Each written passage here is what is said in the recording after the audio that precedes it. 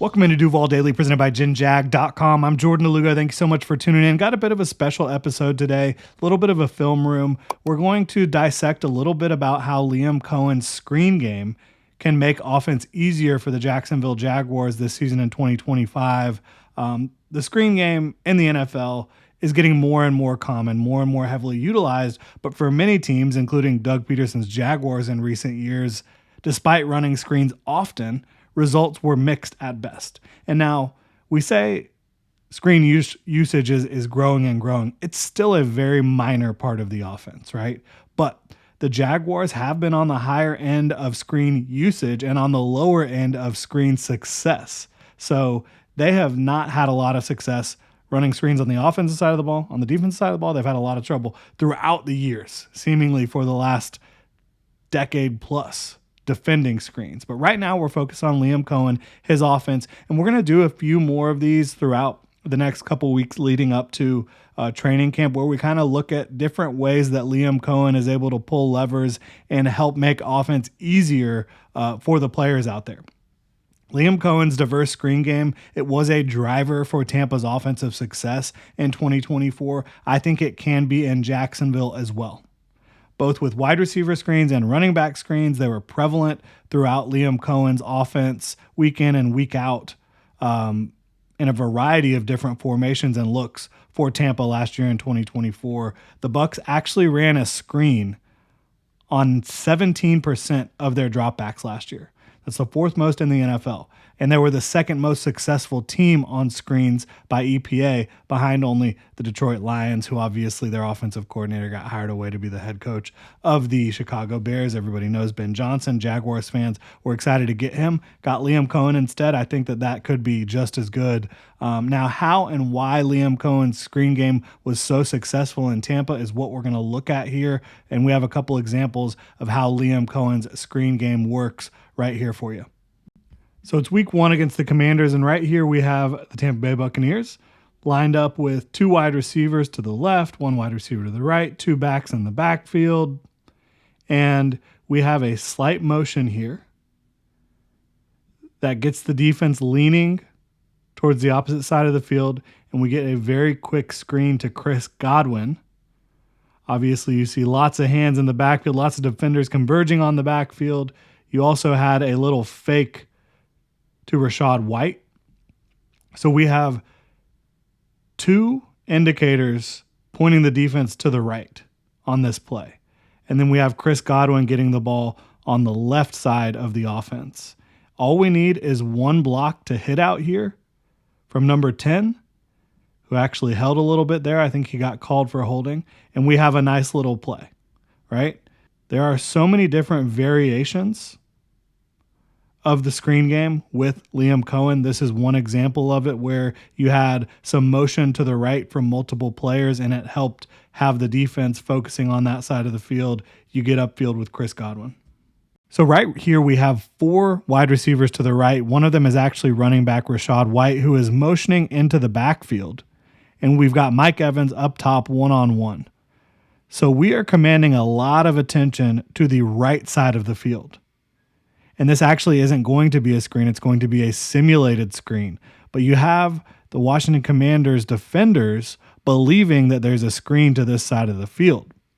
It doesn't matter a whole lot because it was going to be one-on-one coverage with Mike Evans and the cornerback up here regardless, it looks like.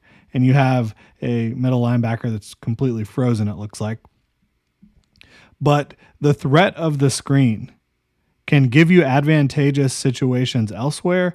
And I would say inside the red zone, getting Mike Evans one-on-one with the corner, that's a pretty advantageous situation. And you can see, obviously, Mike Evans is able to fight through contact, what probably should have been called pass interference on the defense, score the touchdown, and you can see Brian Thomas Jr., you can see Travis Hunter executing in situations like this in a big way. Not the same way, because Mike Evans is winning with physicality. They would be winning with more speed, juice down the field. But that's a hell of a play. And another way that Liam Coen can utilize the screen game without actually calling a screen to help his offense. and he does this quite often. The fake screen to one side of the field, immediately attack the other side. Good stuff there. All right, so here we have trips to the bottom side of the screen, the left side of the screen. We have Mike Evans up top on the right side. Bucky Irving is motioning towards the quarterback. You have a fake to Bucky there. You also have Rachaad White, the actual running back on this play, heading out right, and you see the safety crashing down to come meet Rachaad White. You see a lot of eyes heading and bodies heading in the right direction because you have Rachaad White coming out here. You have Bucky Irving heading in that direction. You have a little bit of a play fake to him, and we are going back in the other direction to Chris Godwin on the screen. We need Cade Otton to execute a block. We need Tristan Wirfs to execute a block. One of the most athletic tackles in the game today. Hopefully he can get back from his injury here soon. Obviously the knee injury there with Tristan Wirfs, an unfortunate situation. But I think this is the type of play where you can see Brenton Strange blocking for Travis Hunter, blocking for Brian Thomas Jr. in the Cade Otton spot right there. Right? Can Walker Little get out and make this play? I think he can.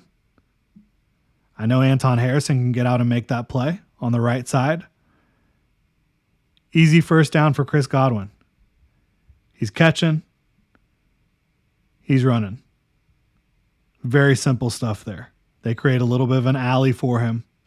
It's well executed and well timed, well coached. It's good stuff right there from Liam Coen and the Bucs offense. All right, y'all. So here we have a nice little bubble screen. We've got trips to the top side of the screen, the left side of the field. Mike Evans, again, isolated on the right side, one back in the backfield. And we've got a bubble screen. Like I said, we've got all the receivers releasing vertically up the field. Jalen McMillan stops, comes back to the quarterback. Baker Mayfield delivers an easy ball to catch. And this is a play where it's 2nd and 4, and we're just trying to get that first down, trying to keep the chains moving, trying to stay on time and on schedule for this offensive drive and just pick up an easy first down. This is a way that Liam Coen routinely does that. And all you have to see here is it's 3-on-2 up here. This safety is far enough off that it's not going to make a big difference. And you can see him taking steps backwards, anticipating vertical routes here at the snap. So you've got Cade Otton and Chris Godwin, two good blockers, taking care of business.